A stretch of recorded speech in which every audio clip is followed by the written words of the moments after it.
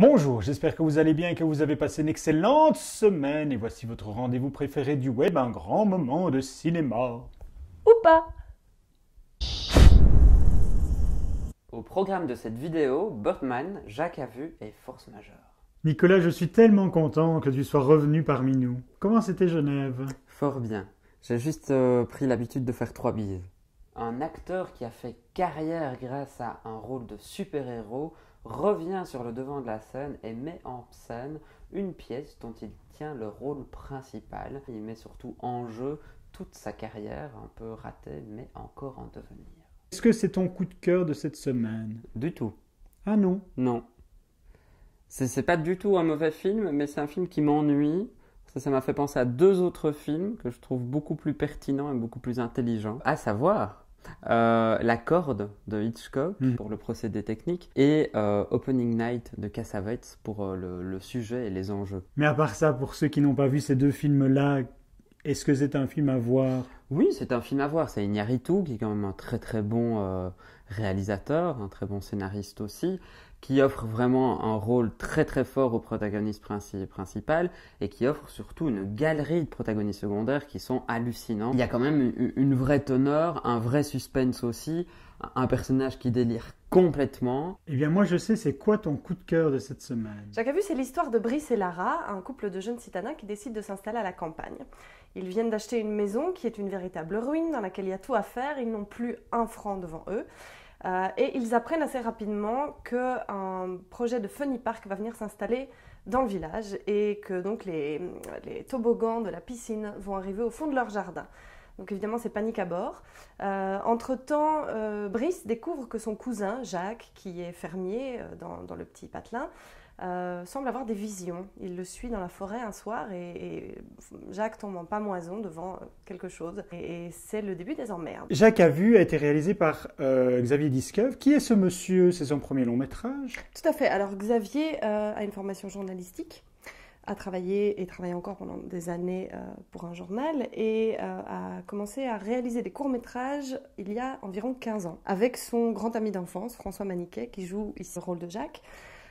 Et donc ils ont commencé ensemble un premier film qui s'appelait La chanson. Ensuite ils ont enchaîné sur, si je dis pas de bêtises, Mon cousin Jacques. Ensuite I Can Get No et Révolution. Je trouve que c'est un film d'amis. Oui, tout à fait. Bah oui. Enfin, Xavier a vraiment tenu à garder son équipe, à pouvoir continuer à travailler avec les mêmes comédiens, à résister à certaines pressions de production qui étaient de dire voilà, il faut des gens connus pour les rôles principaux. Qu'est-ce que ça te fait d'être... Une muse. Une muse, oui. Moi, j'aime bien ce statut que Lara a dans le film. C'est une femme inspirante, on peut dire ça comme ça. Ça c'est inspirant. Mais... Je voudrais d'ailleurs que tu nous montres quelques positions du Kama Sutra parce qu'avec Nicolas Beuys, vous essayez pas mal de positions. Mais je ne peux pas le faire sans Nicolas, mais ça ressemble... tu vas le faire, allez, je pense que c'était comme ça. Ça serait un truc comme ça, tu sais, comme ça. Ah oui, ou comme ça, oui. Ou comme ça, ou voilà. Un truc qui ressemble à ça.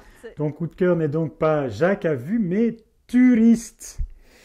Je ne suis pas certain que les Suédois prennent cet accent-là en anglais. Force majeure en français de Ruben Östlund. Voilà, dont nous sommes fans l'un et l'autre. Et donc voici un nouvel opus, c'est son 3e. Involuntary, il y a certaines gaucheries.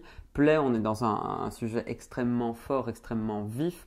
Et ici, c'est quelque chose d'extrêmement universel. On s'intéresse ici à un couple qui part à... On s'intéresse au paradigme familial qu'on célèbre d'abord pour ensuite le tirailler à souhait. C'est un petit délice. Il travaille beaucoup sur la séquentialité des scènes, mais il va au-delà et puis il amène surtout, parce qu'il était souvent jusqu'à présent dans une fixité de cadre, et ici il va amener du mouvement, et il amène du mouvement surtout dans des plans de glisse, mais alors il triche, donc on est dans une semi-fixité où le travelling vient pas forcément du mouvement même de la caméra. C'est très poétique, c'est très très beau.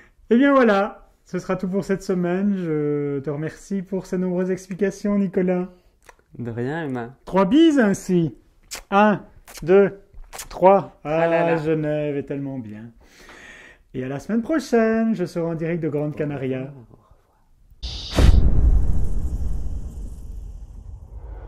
et apprennent assez rapidement qu'il y a un projet de parc... Ah, c'était bien, le début était bien, mais... Ok, je recommence. Je me réjouis de recevoir Nicolas pour qu'il me fasse la Qui position. prennent notre position. Je ferai Christelle. Merci Christelle. Merci à toi.